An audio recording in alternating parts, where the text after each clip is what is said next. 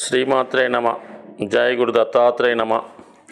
ఈ వీడియోలో మనం ఆగస్టు 4వ తారీఖు నుంచి 10వ తారీఖు మధ్యలో జరగబోయే వార ఫలాలు ఏ విధంగా ఉండబోతున్నాయి అన్న విషయాన్ని మనం ఈ వీడియోలో పరిశీలిస్తూ, మరి ఈ వారం ప్రారంభంలో ఉన్నటువంటి గ్రహస్థితి ఒకసారి పరిశీలించినప్పుడు వృషభ రాశిలో కుజ గురులు, కర్కాటక రాశిలో చంద్ర రవి, సింహరాశిలో బుధ శుక్రుడు, కన్యలో కేతువు, మీనంలో రాహు, మామూలుగానే కుంభంలో శని వక్ర గమనంలో ఉండడం జరిగింది. సో ఈ వారం యొక్క గ్రహాల ప్రత్యేకత ఏంటంటే,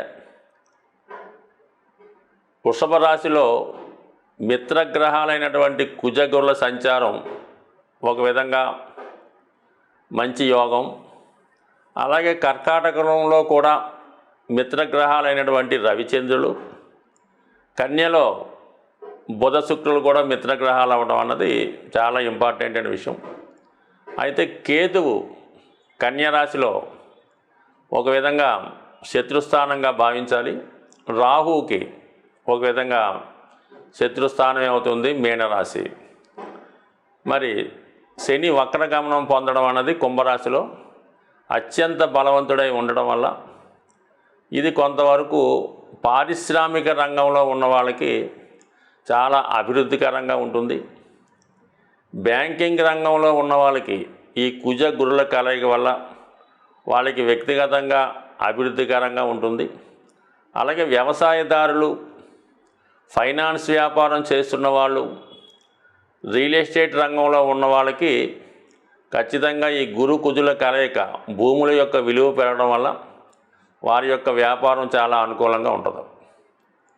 మరి కర్కాటక రాశిలో రవిచంద్రుల కలయిక వల్ల ఏంటంటే, మరి పాడి పరిశ్రమ, అలాగే ఫార్మాకి సంబంధించినటువంటి మెడిసిన్స్, హాస్పిటల్స్ ఇవి అనుకూలంగా ఉండే అవకాశం ఉన్నది. బుధ శుక్రుల కలయిక ముఖ్యంగా విద్యా సంస్థల వారికి చాలా ప్రోత్సాహకరంగా ఉంటుంది.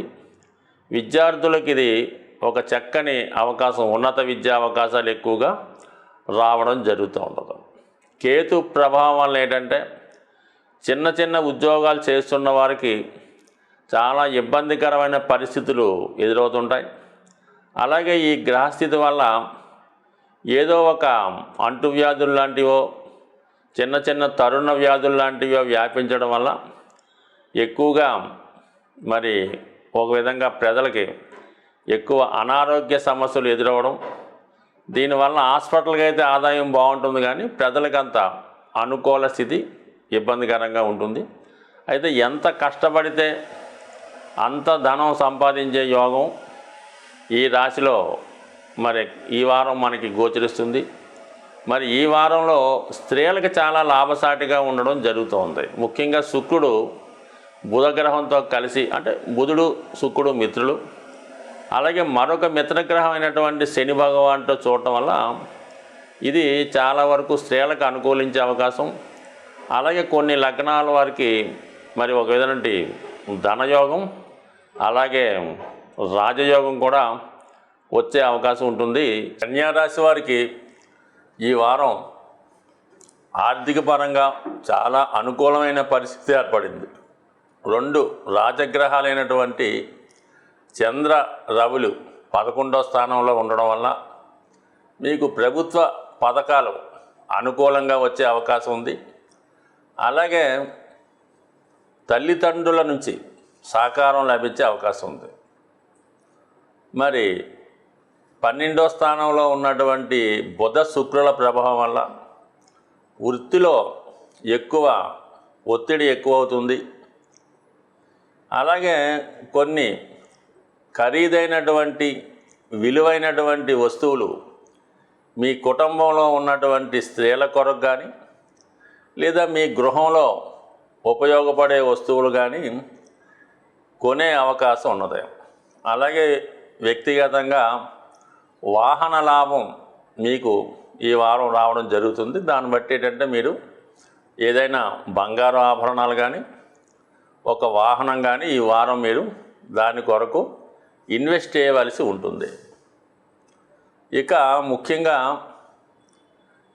మీ కన్యా రాశి వారికి కుజుడు అష్టమాధిపతి తృతీయాధిపతి అవడం వల్ల చాలా కష్టాల్ని ఇబ్బందుల్ని పెట్టే గ్రహం కుజగ్రహం. అటువంటి కుజుడు గురువుతో కలిసి ఉన్నాడు, అంటే చతుర్థ సప్తమాధిపతితో కలిసి ఉన్నాడు. ఈ కారణం వల్ల చతుర్థ భావానికి సంబంధించినటువంటి విషయాల్లో మీరు ఏదైనా గృహాన్ని కానీ ఏదైనా మీరు బాగా ఇష్టపడే వస్తువుల్ని అమ్మివేయడం జరిగే అవకాశం ఉంది. అలాగే స్థల మార్పు కొరకు చేసే ప్రయత్నాలు కూడా కొంతవరకు ఫలించే అవకాశం ఉన్నది. గృహంలో కూడా చాలా అశాంతికరమైన వాతావరణం ఏర్పడుతూ ఉంటుంది. ఇక సప్తమ స్థానంలో రాహు, ఈ కుజ గురులు వైవాహిక జీవితంలో కొన్ని మనస్పర్ధలు ఇబ్బందులు వచ్చే అవకాశం ఉంది. చాలా సందర్భాల్లో మీ జీవిత భాగస్వామి మిమ్మల్ని డామినేట్ చేస్తున్నట్టు అనిపిస్తూ ఉంటుంది. వారు ఏదో ఒక రహస్యాన్ని దాస్తున్నారనే భావన మీకు ఎక్కువగా రావడం జరుగుతూ ఉంటుంది. సో ఈ కారణం వల్ల ఏంటంటే మరి అత్తవారు వారి తరపు బంధువులతో విభేదాలు వచ్చే అవకాశం ఉంది. అలాగే వృత్తిలో కూడా మీకు అధికారులతో ఇబ్బందులు సమస్యలు వచ్చే అవకాశం ఉంది. మీరు ఎంత కష్టపడినప్పటికి కూడా తగు విధమైనటువంటి ఫలితం పొందలేరనే బాధ మీకు కలుగుతుంది. ఆ కారణం వల్ల ఏంటంటే కొన్ని నిర్ణయాలు తీసుకునే అవకాశం ఉంది. కానీ ఉద్యోగ సంబంధించిన విషయాల్లో చాలా వరకు సహనం వహించడం మంచిది. ఎట్టి పరిస్థితిలో కూడా తొందరపడితే ఉన్న అవకాశాలు కూడా పోయే అవకాశం ఉంది. కాబట్టి చాలా జాగ్రత్తగా వ్యవహరించవలసినటువంటి సమయం ఆసన్నమైంది. ఏదైనా రాశి యందు ఉన్నటువంటి కేతు ప్రభావం వల్ల ఏ విషయాన్నైనా కూడా ఊరిక సాగదీయకుండా తొందరగా ఒక నిర్ణయాన్ని తీసుకొని అమలుపరిస్తేనే మీకు అన్నింటా శుభ ఫలితాలు పొందే అవకాశం ఉంది. అలాగే పుణ్యక్షేత్రాలు దర్శిద్దామనే మీ కోరిక ఈ వారంలో నెరవేరే అవకాశం ఉంది. ముఖ్యంగా ఈ వారం ఆదివారం అమావాస్యతో ప్రారంభమైంది. ఇంకా సోమవారం నుంచి మీకు శ్రావణ మాసం ఆరంభమవుతుంది. మరి ఏ రాశి వారైనా ఈ శ్రావణ మాసం లక్ష్మీ అమ్మవారిని పూజించుకోవడం అన్నది ఇంపార్టెంట్ విషయం. అయితే ఏంటంటే అందరికీ సులువుగా ఉండే రెమెడీ ఏంటంటే ప్రస్తుతం మీరు ఒక మంచి రోజు, అంటే మీకు అనుకూలమైనటువంటి తారాబలం ఉన్న రోజు ఇవి అన్ని పూజా స్టోర్లో దొరుకుతున్నాయి. లక్ష్మీ గవ్వలు అని ఉంటాయి, తెల్లగా ఉంటాయి లక్ష్మీ గవ్వలు, చిన్న సైజు ఒక 11 తీసుకోండి. లేదా అవి దొరకని పక్షంలో గోమతి చక్రాలన్నీ ఉంటాయి, అవి కూడా సముద్రంలో దొరుకుతాయి. కాబట్టి అవైనా సరే 11 తీసుకోండి. ఈ 11 గోమతి చక్రాలు కానీ గవ్వలు కానీ ఒక ప్లాస్టిక్ కవర్లో శుభ్రంగా కడిగి అందులో వేసి మీరు పూజా మందిరంలో కానీ మీరు ధనం దాచుకునే బీరువాలో కానీ లేదంటే మీ క్యాష్ బాక్స్లో పెట్టుకోవడం వల్ల ఖచ్చితంగా మీకు విజయ అవకాశాలు, ధనం బాగా వచ్చి ఆర్థికపరమైన చికాకులు తొలగే అవకాశం ఉంది. సో ఈ రెమెడీ మీరు ఎంత నమ్మకంగా చేస్తే అంత మంచిది. కొన్ని సందర్భాల్లో ఈ గోమతి చక్రాలతో శివాలయంకి దర్శించుకొని ఆ శివునికి ఈ 11 చక్రాలతో, అంటే మామూలుగా అభిషేకంతో పాటు ఈ రుద్రాక్ష ఎలాగైతే శివుడికి అభిషేకం చేస్తారో ఈ గోమతి చక్రాలతో కూడా మీరు అభిషేకం చేయడం వల్ల కూడా ఫలితం వస్తుంది. కానీ అంత పెద్ద రెమెడీ అక్కర్లేదు. కేవలం 11 చక్రాలు మీ యొక్క నివాస స్థలం కానీ షాప్లో కానీ క్యాష్ బాక్స్లో పెట్టుకుంటే చాలా వరకు ఈ శ్రావణ మాసం రాబోయే రోజుల్లో కూడా మీకు ఆర్థిక పరంగా అనుకూలించే అవకాశం ఉంది. స్వస్తి.